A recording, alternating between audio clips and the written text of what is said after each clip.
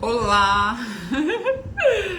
Bom dia, gente! Graças a Deus! A dor de cabeça foi-se embora, né não? O dente melhorou e a dor de cabeça foi embora. Hoje, conversando com a minha amiga Adriana, a gente estava falando sobre jejum. E se tem uma coisa que o inimigo, né, das nossas almas literalmente não quer, é que a gente faça jejum. E conversando com ela, né, eu tenho tido muitas compulsões alimentares desde a infância, sabe?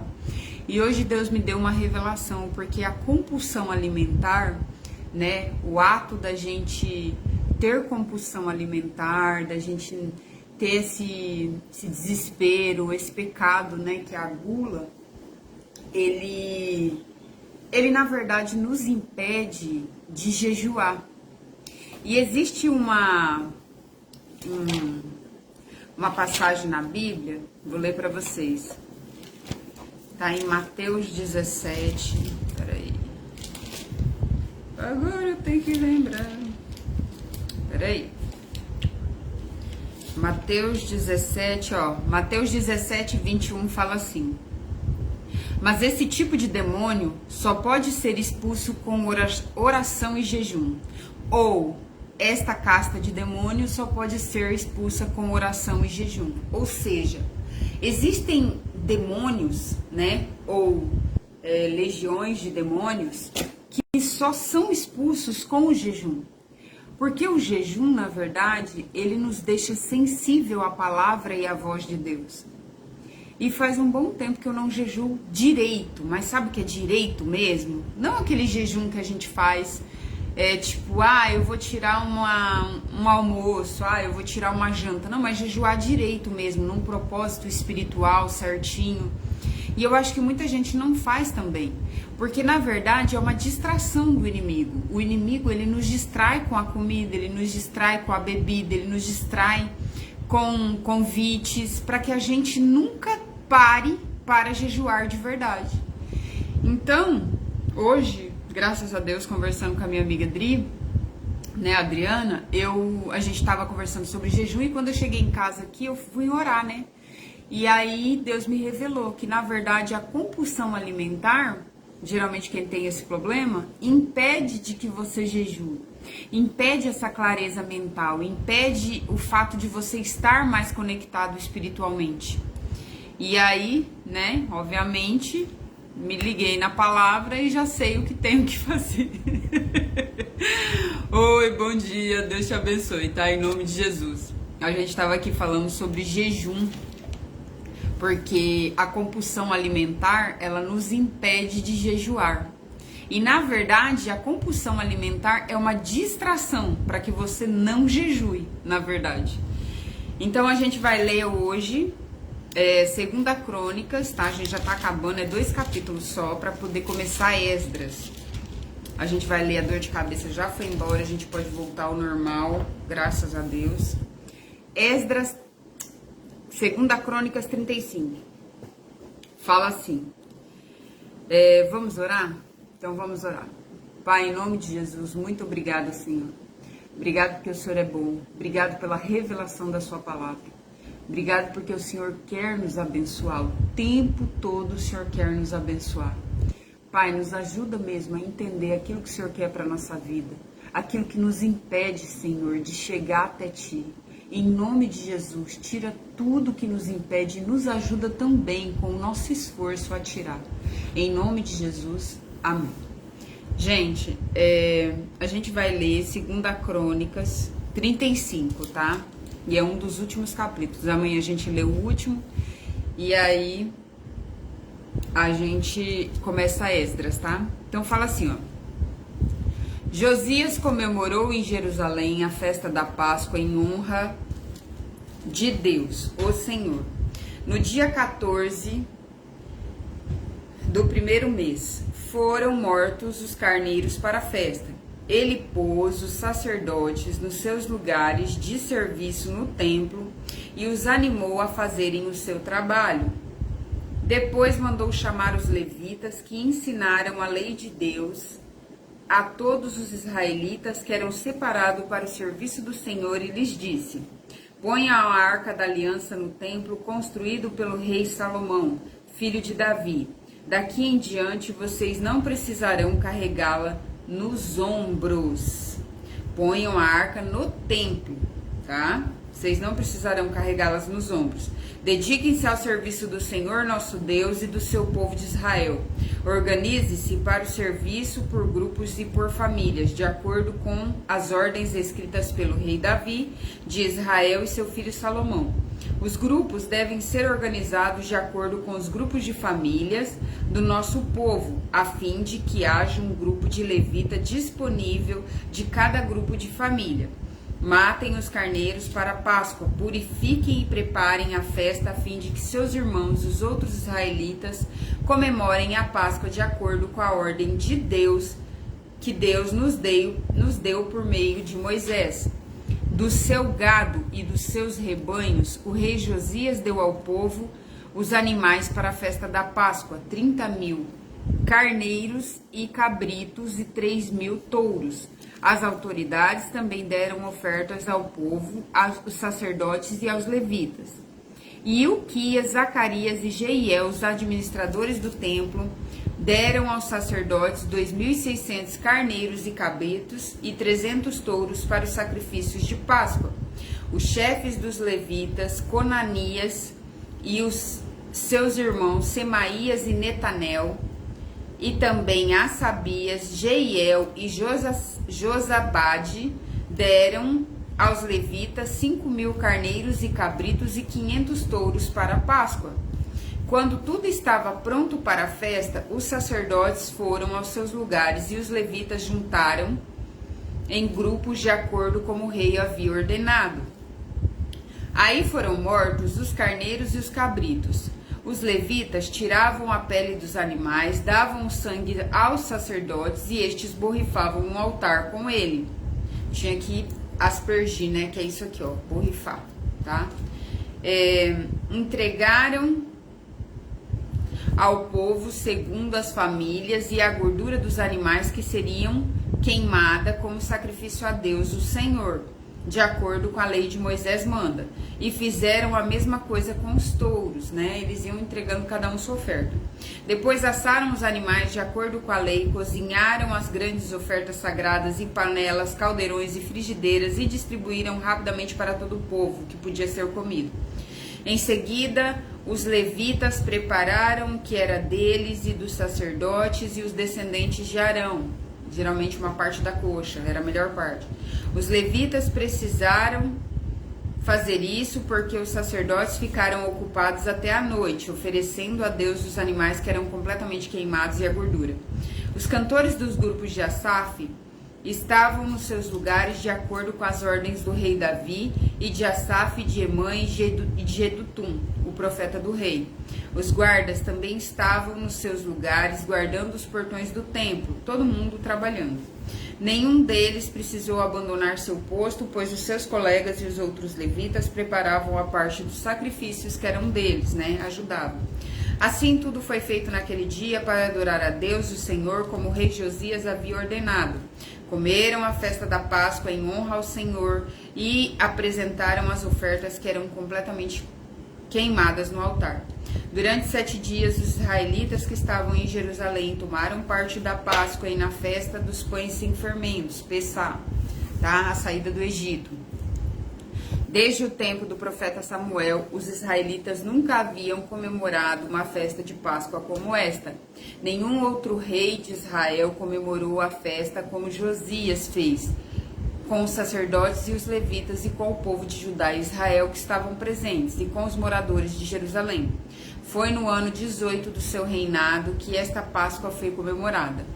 Depois de tudo isso, quando Josias já havia acabado de pôr ordem no templo e no culto, o rei Neco do Egito marchou com seu exército para lutar em Carquemes. Esse Neco, ele vai lutar contra Israel, o rei de Israel, não contra o rei de Judá, que no caso aqui é Josias, tá? Então, o rei Neco vai lutar contra o rei de Israel e Josias vai se entrar no meio. Só que existe um porém. Apesar de Josias estar seguindo a ordem de Deus de ontem já não vale para hoje.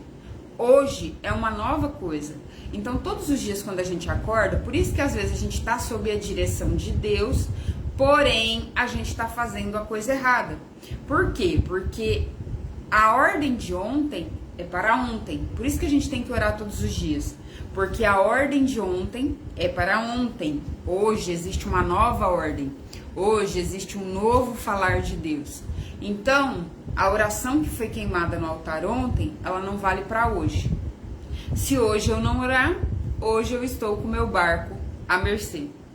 E todos os dias, né, se a gente não ora, a gente acorda com o barco à mercê, sem saber para onde Deus quer levar a gente, porque a gente não orou. Então, quando a gente vai orar, ele dá a direção, entendeu? Então, eu oro hoje, a direção é para hoje. E amanhã? Amanhã eu tenho que orar de novo, porque a direção de amanhã é outra. É por isso que a gente vive num eterno tropeçar em pedras, porque a gente não busca a direção para aquele dia. Cada dia é um dia novo e cada dia tem uma nova direção de Deus, tá? E aí, ó, o que ele vai fazer?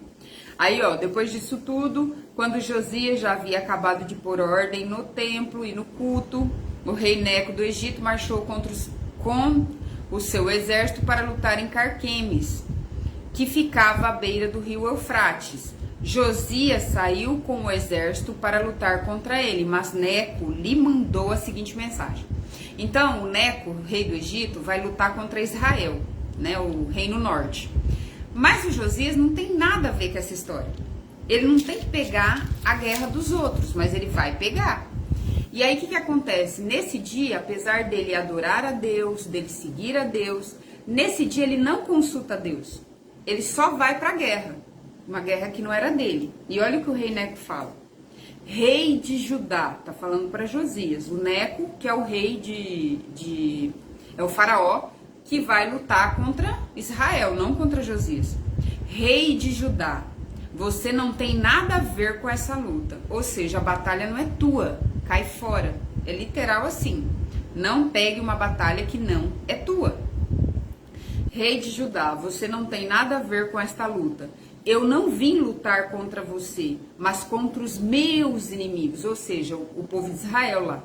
Era o reino norte. E Deus, olha só. E Deus mandou que eu me apresentasse. Ou seja, se Deus foi lá falar com o faraó, que o faraó não tinha nada a ver com Deus, o faraó estava com outros ídolos. Se Deus foi falar com o faraó para se apresentar e lutar contra Israel, que tinha uma idolatria tremenda, que Josias, que estava adorando a Deus, foi se meter no meio? Não orou. Não orou naquele dia, não recebeu instrução de Deus, foi se meter numa guerra que não era dele. Olha só. Aí ele fala, né? Você não tem nada a ver com essa luta, eu vim lutar contra os meus inimigos, Deus mandou eu me apresentasse. Deus está comigo. Portanto, se você lutar contra Deus, ele o destruirá. Olha Deus falando na boca do Neco. Mas Josias não voltou atrás. Que triste, né? Mas Josias não voltou atrás. Ele não quis dar atenção ao aviso que Deus estava dando por meio do rei Neco. Quer dizer, olha o orgulho tomando conta. Deus falou na boca do rei, né, do faraó, que não era para ele entrar naquela guerra, que aquela guerra não era dele. E o que ele vai fazer? Ele não dá ouvido, ó. Capítulo 2 Crônicas 35, 22. Oi, bom dia, que Deus te abençoe, tá? Em nome de Jesus. Capítulo 2 Crônicas 35. Bom dia, Caira, Deus abençoa, tá? Em nome de Jesus. Versículo 22. Mas Josias não voltou atrás. Ele não quis dar atenção ao aviso que Deus estava dando por meio do rei Neco. Pelo contrário, ou seja, ele se ensoberbeceu, né? Se ele não quis dar ouvido, ainda fala pelo contrário, quer dizer, ele ainda cresceu. Pelo contrário, ele se disfarçou, ou seja, ele saiu de cena, colocou uma outra roupa. Olha a arrogância do coração. Ele saiu de cena, colocou uma outra roupa, se disfarçou e foi pra batalha. Foi pra batalha. Eu vou lutar, né? Na cabeça dele, uai, por que que não? Por que não eu? Por que que eu não posso entrar? Né? A soberba gritando. Então, ó. Mas Josias não voltou atrás. Ele não quis dar atenção ao aviso que Deus estava dando por meio do profeta Neco, por meio do rei Neco, faraó. Pelo contrário, ele se disfarçou e marchou para lutar contra Neco no vale de Meguido. Os soldados egípcios, ó, não foi nem o faraó, os soldados egípcios atiraram flecha contra Josias. E ele gritou para os seus oficiais: estou gravemente ferido, tirem-me daqui. Os soldados o tiraram do seu carro de guerra e o puseram em outro carro e levaram para Jerusalém. Josias morreu. Josias morreu e foi sepultado no túmulo dos reis. Todo o povo de Judá e de Jerusalém chorou a morte dele. Por quê? Porque ele era um rei bom. Porque ele tinha restaurado o templo, porque ele tinha restaurado o culto, porque ele tinha feito uma Páscoa, porque ele servia a Deus, porém ele não quis dar ouvido ao que Deus falou na boca do faraó. Essa luta não é tua, não pega pra você. Entendeu? Por isso que não adianta eu vir... A oração, ela é um altar. A oração é altar. Toda vez que eu vou orar, eu estou construindo como se fosse bloquinhos, né? Crédito na minha conta, tá? Não que eu vá ser o cara porque eu oro. Pelo contrário, quando eu oro, eu estou falando com Deus, construindo um relacionamento com Ele. Mas ela significa para Deus altar, ou seja, eu estou colocando, sacrificando, colocando a minha oferta diante do altar, colocando o meu próprio corpo, a minha vida diante do altar de Deus. Então, oração é altar. Isso também constrói um relacionamento sólido entre eu e Deus. Isso também significa que quando eu preciso... Deus, eu estou aqui, eu estou precisando da sua ajuda. Também tenho crédito com Deus. Por quê? Porque eu converso com Ele, porque eu tenho um relacionamento com Ele. Tá? Então é isso que a oração constrói. Porém, o que significa? A oração de ontem, se a oração é o altar, algo precisa ser queimado. Então ontem eu coloquei a minha oração, ela virou cinza. O meu sacrifício, a minha adoração, aquilo que eu entreguei virou cinza, já foi. Hoje eu preciso acender de novo o fogo no altar. Ou seja, eu preciso queimar de novo o sacrifício. E o meu sacrifício é o quê? É o meu relacionamento com Deus. É falar com Deus, é entregar minha vida, é entregar meus problemas, entregar a minha adoração, glorificar Ele, agradecer Ele. Tudo isso que eu faço em oração é o meu sacrifício para Deus, ou seja, é a minha vida sendo entregue para Deus e construindo um relacionamento com Ele. Só que as instruções de ontem valem só para ontem. Hoje é uma nova instrução. Por quê? Porque Deus vê aquilo que a gente não vê.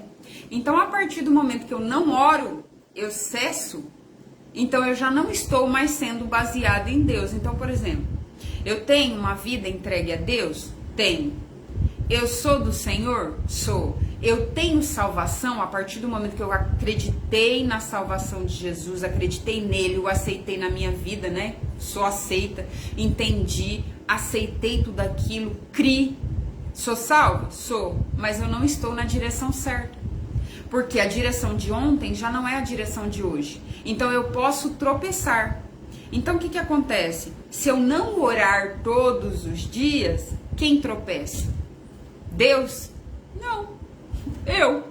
Por quê? Porque eu preciso todo dia estar alinhada com o céu, estar alinhada com Deus no relacionamento. Pai, para onde eu vou? Pai, o que eu faço? Pai, o que é isso aqui? Pai, as pessoas. Pai, isso. Pai, aquilo. Então, todos os dias, se eu estiver alinhada com Deus, tô orando. Orei hoje, né? Então, Ele tá me direcionando. Vai por aqui, faz isso aqui, beleza. Não orei, tô no escuro. Tateando, entendeu? É por isso que muitas vezes a gente fala coisas que não deveria, tomba na onde não deveria, pega guerra que não deveria, conversa com pessoas que não deveria, abre a porta para quem não deveria, entende? Às vezes inocente, por quê? Porque a gente tá tateando no escuro. Na verdade, todos os dias a gente acorda e vai tatear no escuro. Você não sabe o que vai ser do seu dia, você não sabe o que vai ser daqui 5 minutos. De repente, alguém te liga, um BO aconteceu. Infelizmente, a nossa vida é assim. Então, como você vai tatear no escuro, é melhor que Deus abra os teus olhos espirituais. Então, quando você ora, Deus abre esse olho espiritual, né, os seus olhos espirituais, e você tá enxergando espiritualmente, sendo direcionado por Deus. E quando você não ora, você vai como todo mundo. Deixa eu ver. Será que é por aqui? Acho que eu vou por aqui. Ah, não. Acho que eu vou por ali. É desse jeito que a gente anda, entende? Então, por isso que a oração, ela faz isso aqui, ó. Ela abre. Filho, tá me vendo? É por aqui que você vai. Filho, agora é aqui. Filho, ó, aqui não. Não entra aí. Não fala isso. Não abre essa porta. Não assim. Entendeu? Então, infelizmente, ele ignora. Ele fala, não, já que eu restaurei o culto, já que eu tenho a salvação, já que eu sou filha de Deus, tá tudo bem, eu posso ir por aqui. Não é assim. Todos os dias a gente precisa abrir os olhos espirituais. E como eu faço isso? Orando, levantando o nosso altar e colocando fogo lá, né? A gente tem um altar, que é ir lá falar com Deus. Se você não colocar o fogo, não acender, não vai adiantar, tá? Porque Deus continua sendo Deus, mas a gente se lasca mesmo. Ó, aí, os oficiais, aí ele fala, estou gravemente ferido, me tira daqui, 24. Os oficiais tiraram o seu carro de guerra e o puseram em outro carro e o levaram para Jerusalém. Josias morreu e foi sepultado no túmulo dos reis. Todo o povo de Judá e de Jerusalém chorou a morte dele. O profeta Jeremias compôs uma lamentação em honra a Josias. Até hoje, os cantores e cantoras cantam a canção quando choram a morte de Josias. Já se tornou costume em Israel cantar estas canções que se acham nas coleções de lamentações. Josias fez muitas outras coisas e praticou atos de bondade em obediência a Deus. Tá vendo como ele era um cara legal? Só que não deu ouvido, acordou num dia, não orou, se lascou. Aí, ó, em obediência a Deus, o Senhor. Tudo que ele fez desde o começo até o fim do seu reinado está escrito nas histórias dos reis de Israel e de Judá. Tá? E aqui acaba o capítulo. Um bom dia para você, obrigado por assistir e que vocês entendam a palavra como eu entendi, né? Tem que entender, a gente tem que orar. E é por isso que eu comecei a palavra dizendo isso. A nossa compulsão, na verdade, é compulsão alimentar. Isso para quem tem, tá? Nem todas as pessoas têm problema com comida, gente. Tem gente que é muito bem, tá tudo certo, né? Porque você ser gordinho... Não, vamos lá, vamos colocar no lugar certo. Você ser cheinho é uma coisa. Ah, meu corpo não é de magra, meu corpo é cheinho, meu corpo é... Mas é meu peso normal, tá estabilizado, tá tudo certo, meu organismo. Outra coisa é você ser gordinho. O que é o gordinho? O gordinho, ele passa do cheio. Ele passa do corpo natural. Por quê? Porque ele tem um problema, sim, com comida. É uma compulsão, é um zóio gordo, né? Que chama-se gula, é um pecado. E o pecado da gula, ele nos afasta do jejum. E o jejum, ele quebra a ação de demônios. Então, como Mateus aqui 17, 21 fala... Peraí. Mateus 17, 21 fala o seguinte... Existem castas de demônios que só saem com jejum e oração, tá? Ou esse demônio, cadê? Na mais simplificada, ó. Na mais simplificada fala assim, bem literal, ó. Mas esse tipo de demônio só pode ser expulso com oração e jejum. Ou seja, toda vez que tem uma confusão mental na nossa vida, um monte de problema caindo um atrás do outro, dificuldade financeira, um monte de coisa difícil, você precisa o quê? Jejuar para clarear os sentidos. Para que você entenda o que está acontecendo pela visão espiritual, abrir a visão espiritual. Mas a distração, para quem é que nem eu, no caso, gordinho, com compulsão alimentar, a distração é a comida. Você não consegue jejuar direito, você não consegue parar esse tempo. Por quê? Porque você está distraído. E exatamente a compulsão é isso. A compulsão alimentar é uma distração para que não se faça o jejum. Hoje eu tava conversando com a minha amiga Adriana e aí a gente falando de jejum, na hora que eu cheguei aqui em casa, fui orar, Deus falou pra mim. É exatamente uma distração para você não jejuar, para você não entender, discernir o mundo espiritual, porque quando a gente jejua, a gente não faz isso para Deus, né? Não é para barganhar, é para que a nossa visão, a clareza de entender o mundo espiritual fique melhor. Só que a gente não consegue, no caso de quem tem problema com alimentação, não consegue fazer isso de maneira certa. Por quê? Porque a carne, ou seja, a compulsão, a gula, né, o pecado da gula tá sempre dizendo mais maior, ele é maior na gente. Tirar uma alimentação que nem, vou tirar, sei lá, vou tirar um almoço, vou tirar uma janta, isso a gente até consegue. Mas jejuar um dia inteiro, jejuar 24 horas, por exemplo, jejuar um dia inteiro, 2 dias, 3 dias. Quando foi que você fez um jejum desse? Tô falando para cristão. Quando foi que você fez um jejum desse? Eu não me lembro, eu acho que já faz mais de 3 anos. Entende? Porque realmente é difícil para mim. Então, esse é o porém. O diabo, ele usa de distração. Internet, celular, pornografia, tudo isso é distração. É distração para nos tirar do foco. Por quê? Porque se eu não falo com Deus hoje, eu tô cega. Entende? Então, oração é altar, precisa ser feito todo dia, porque todo dia Deus vai dar uma nova instrução. E o jejum. O jejum é a gente limpar essa confusão mental, tá? É necessário fazer. Que Deus abençoe vocês, bom dia e fiquem com Deus, tá? Até amanhã. Tchau.